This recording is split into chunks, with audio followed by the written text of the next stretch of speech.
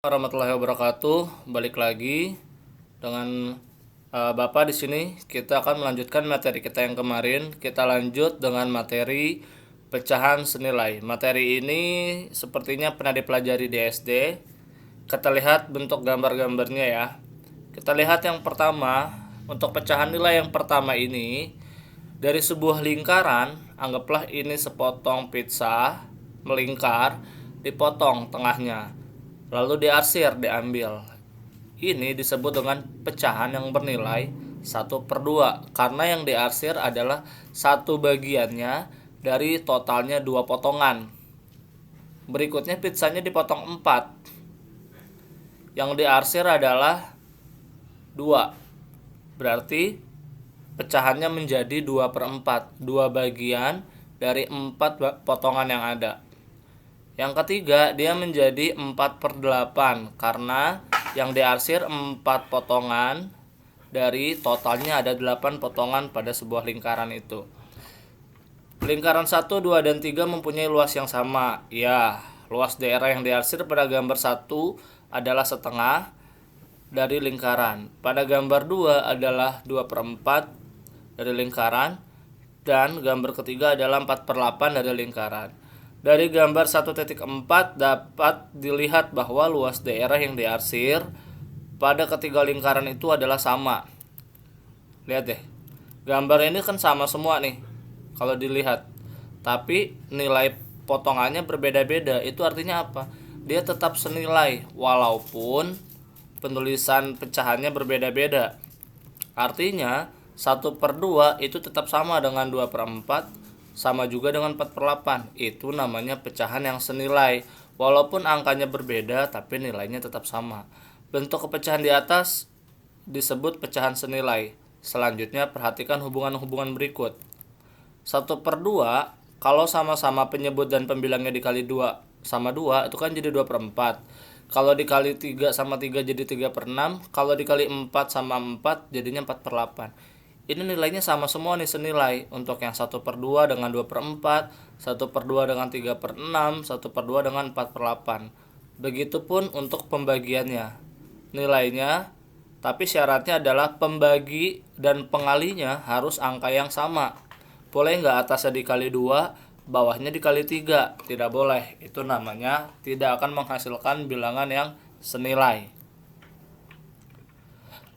Berdasarkan hubungan-hubungan tadi dari hitungan-hitungan di atas, pecahan senilai dapat diperoleh dengan cara membagi pembilang dan penyebut dari suatu bilangan yang sama, yang bukan 0.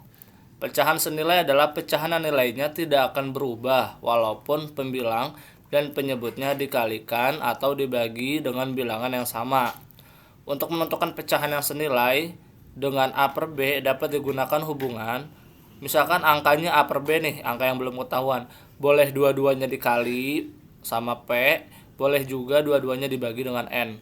N sama P itu harus syaratnya angka yang sama. Kalau atasnya dikali 3 berarti bawahnya kali 3. Kalau atasnya dibagi 4 berarti bawahnya juga dibagi 4. Pecahan A per B dengan B itu nggak boleh 0 dapat diubah ke bentuk paling sederhana dengan cara membagi pembilang dan penyebut pecahan itu dengan FPB dari A dan B atau faktor persekutuan besarnya. Kita lihat contoh 1.14. Tentukan 3 pecahan yang senilai dengan A, 3/5.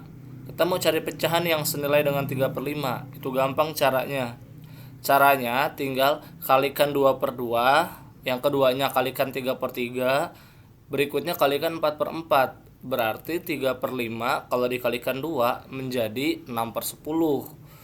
Terus kalau dikalikan 3 menjadi 9/15. Kalau dikalikan 4 menjadi 12/20. Jadi pecahan yang senilai dengan 3/5 boleh 6/10, boleh 9/15, boleh 12/20. Kalau dikalikan 5, kalikan 6, kalikan 7 boleh apa tidak? Boleh. Nilainya akan tetap sama sampai tidak terhingga. Bisa tetap dicari pakai angka berapapun asalkan syaratnya sama. Kemudian untuk pecahan 8/12. Untuk pecahan 8/12, pembilang dan penyebut itu sama-sama bisa dibagi atau bisa juga dikali. Berarti kita coba pembagiannya dulu. 8 per 12 sama-sama bisa dibagi 2. Berarti dibagi 2. Bisa juga dibagi 4. Bisa juga dia dikali 2. Kalau mau semuanya dikali 3, kali 4, kali 5 kayak tadi boleh nggak? 2 kali 3 kali 4? Boleh. Kalau mau pakai pembagian boleh, mau pakai perkalian boleh. Asalkan pembagi dan pengkalinya angkanya harus sama. Kalau begitu pecahan 8 per 12 dibagi 2 dia menjadi 4 per 6. Kalau dia dibagi 4 menjadi 2 per 3. Kalau dikali 2 menjadi 16 per 24. Jadi pecahan yang senilai dengan 8 per 12 itu bisa 4 per 6, 2 per 3, 16 per 24. Lanjut lagi, bisa juga untuk soal pecahan yang senilai mencari pecahan yang paling sederhana bentuknya. Contoh 1.15. Tentukan bentuk yang paling sederhana dari pecahan berikut. Yang A, 15 per 25. Mau kita sederhanakan. FPB dari 15 sama 25, nih 15 sama 25 angkanya sama-sama bisa dibagi 5. Langsung kita bagi aja 15 per 25 kita bagi 5 menjadi 3 per 5. Jadi penyebut paling sederhananya menjadi 3 per 5. 3 per 5 bisa dikecilin lagi nggak? Nggak bisa, nggak ada angka yang bisa membagi mereka sama dua-duanya. Berarti bilangan paling sederhananya adalah 3 per 5. Gitu ya. Lanjut lagi untuk yang B. Soal yang B pertanyaannya sederhanakan 18 per 27. Berarti 18 per 27 kan dia sama-sama bisa dibagi dengan angka berapa? Dia sama-sama bisa dibagi angka 9. FPB-nya adalah 9. Kita cari FPB-nya dulu nih 18 sama 27. Karena FPB-nya 9 kita bagikan dengan 9 dia menjadi 2 per 3. Bentuk paling sederhananya berarti adalah 2 per 3. Lanjut lagi, 24 per 32. FPB-nya dari 24 sama 32 itu adalah 8. Jadi bisa kita hitung 24 per 32 sama-sama dibagi 8. Dia akan menjadi 3 per 4. Bentuk sederhananya jadi 3 per 4. Yang terakhir, FPB dari 48 dan 54. Berarti kan soalnya adalah 45 ya ini ya, 45 dan 54. Salah tulis nih. Berarti di sini dia 45 dan 54 itu sama adalah 9. Jadi 45 per 54 sama-sama dibagi 9 menjadi 5 per 6. Bentuk paling sederhananya adalah 5 per 6.